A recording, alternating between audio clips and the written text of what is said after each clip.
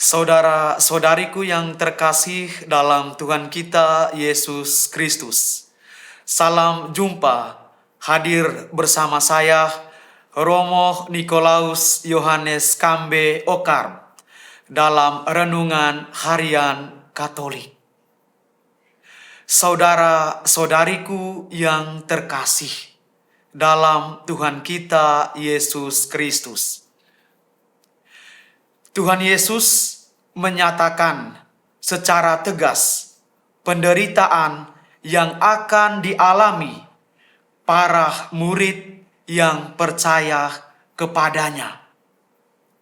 Percakapan ini terjadi selama minggu-minggu terakhir dari hidup Yesus di dunia ini. Yesus dan murid-muridnya sedang berada di Yerusalem. Mereka datang untuk merayakan Paskah. Setiap hari selama perayaan Paskah itu, antara hari Minggu Palma dan hari Kamis Putih, Yesus pergi bersama para muridnya ke Bait Allah. Di sana Yesus mengajar dan berkhotbah. Dia mencoba meyakinkan pada pemimpin agama dan jemaat yang hadir di sana bahwa dirinya adalah Mesias, Anak Allah. Di penghujung hari itu, Yesus dan para muridnya meninggalkan Yerusalem. Mereka kembali ke Betania, sebuah kota kecil di sebelah timur Yerusalem. Dalam perjalanan pulang itu, mereka melewati Taman Getsemani yang terletak di bukit tidak jauh dari Yerusalem. Dari atas bukit itu, mereka dapat menyaksikan keindahan Bait Allah. Apalagi di sore hari, ketika Bait Allah terpancar cahaya mentari sore. Saudara-saudariku yang terkasih dalam Tuhan kita Yesus Kristus. Yesus kemudian mewartakan masa depan kepada para rasulnya. Yesus melukiskan kehancuran Bait Allah dan kota tua Yerusalem yang akan terjadi. Dan kemalangan itu sungguh terjadi di sekitar tahun 70-an Masehi. Tetapi kehancuran Bait Allah dan Yerusalem juga memiliki makna simbolik sebagai berakhirnya perjanjian lama. Yesus sedang mewartakan berakhirnya sejarah dan dimulainya sejarah baru yang dibawakan ke dunia. Yerusalem lama, Bait Allah, perjanjian lama dihancurkan atau menjadi hancur supaya bisa diselamatkan. Penyelamatan atau hadirnya perjanjian baru itulah yang dimengerti pada zaman umat Kristen awal sebagai kedatangan kedua dari Tuhan Yesus. Tapi saudara-saudariku, di antara kehancuran Yerusalem ada penebusan. 12 murid harus mengalami penderitaan, penganiayaan, kesulitan hidup, menjadi martir. Yesus telah memberitahukan semuanya itu kepada murid-muridnya. Demikian pula masa di antara kedatangan Anak Manusia dan hari penghakiman, gereja dan umatnya akan mengalami penganiayaan, penderitaan, dan kesulitan dalam hidup. Demikianlah saudara-saudariku yang terkasih, sejak semula Yesus sudah memberitahukan hal ini, bahwa masa sulit dan penganiayaan akan menjadi bagian utuh dari rencana keselamatan Allah. Dalam keadaan seperti itulah, para pengikut Yesus bisa menjadi saksi akan keselamatan yang Allah janjikan dan berikan kepada kita manusia. Dengan kata lain, kesulitan hidup, penolakan, penghinaan, penganiayaan adalah bagian yang tak terpisahkan dari penebusan dan keselamatan yang Yesus bawa. Yerusalem baru memang harus dilewati melalui runtuh dan hancurnya bait Allah. Saudara-saudariku yang terkasih dalam Tuhan kita Yesus Kristus. Hari ini Yesus mengingatkan kita lewat sabdanya bahwa di balik seluruh penderitaan, badai, dan kesulitan hidup, karena status kita sebagai murid-murid Yesus, di sana Tuhan Yesus telah menyediakan sebuah misi bagi kita. Misi atau perutusan kita adalah memberi kesaksian, mewartakan dan menyebarluaskan kabar gembira. Dan kabar gembira itu adalah perihal merajanya kerajaan Allah.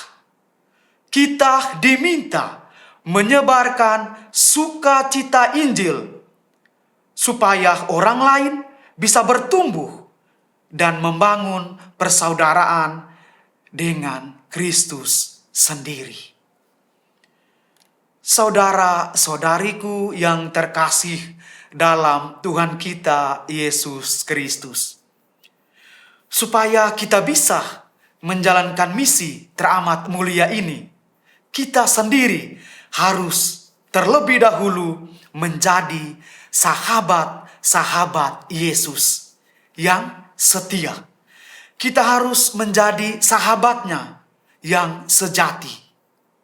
Tidak mudah memang untuk menjadi sahabat sejati. Sering kali kita mengalami kesulitan mewujudkan ini. Saya pun sebagai seorang imam juga mengalami kesulitan untuk menjadi sahabat Yesus yang sempurna. Tetapi jikalau masing-masing kita ada perjuangan untuk menjadi sahabat Yesus yang sejati, saya yakin Tuhan akan menuntun kita untuk mencapai cita-cita itu yang luhur dan mulia. Saudara-saudariku yang terkasih, mengapa kita mengalami kesulitan ketika kita menjalin persahabatan dengan Yesus? Mungkin karena kita tidak melihat atau kita sering lalai dalam mendengarkan firman Tuhan dalam cara yang sama seperti kita melihat dan mendengarkan orang lain. Ini karena kita memiliki agenda dan maksud sendiri yang tidak sejalan dengan misi mulia yang telah ditetapkan Tuhan. Atau dengan bahasa lain bahwa kita seringkali sulit mengikuti petunjuk yang Tuhan berikan kepada kita. Kita seringkali mengikuti kehendak dan kemauan kita sendiri.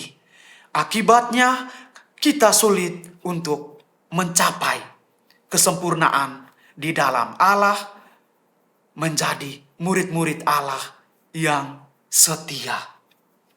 Tetapi saudara-saudariku yang terkasih, kita tidak boleh lupa bahwa Yesus sendiri senantiasa mendampingi seluruh hidup kita. melalui tanda-tanda yang kelihatan dari sakramen-sakramen gerejani yang kita rayakan, maupun melalui kehadiran tersembunyi dari Roh Kudus dalam setiap gerak dan tindakan hidup kita setiap hari. Sebagai rekomendasi dari renungan kita hari ini, saya membagikan 3 poin penting bagi saudara-saudariku sekalian. Poin pertama, kita dapat semakin mengenal dan dekat dengan Yesus melalui doa, tetapi juga dengan membaca kitab suci dan membaca berbagai buku rohani. Mari kita menyempatkan diri, meluangkan waktu untuk berdoa dan membacakan firman Tuhan. Poin kedua, kita dapat mengasihi Yesus dengan lebih baik setelah kita berusaha mengenal Dia. Satu-satunya cara agar kita mampu menunjukkan cinta kita kepadanya adalah dengan melakukan hal-hal yang agung dan mulia dalam hidup kita setiap hari. Poin yang ketiga, kita dapat mengikuti Yesus dengan lebih dekat dan lebih baik. Hal ini dapat kita lakukan dengan mengasihi dan berbuat baik bagi orang-orang di sekitar kita. Inilah makna sesungguhnya sebagai orang-orang yang dipanggil untuk menjadi pewarta kabar sukacita kepada sesama.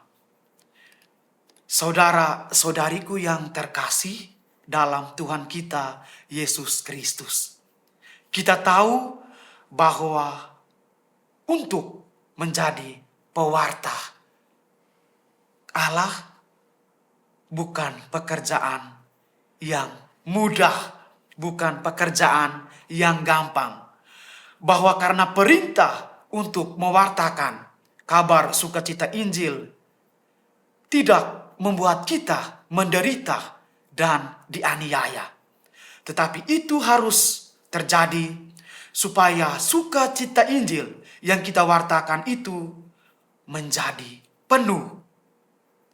Oleh karena itu, marilah kita meruntuhkan bait Allah, alias marilah kita meruntuhkan cara hidup kita yang lama, cara hidup kita yang tidak berkenan di hadapan Allah, cara hidup kita yang negatif, supaya kita bisa menjadi dekat dan setia pada Yesus.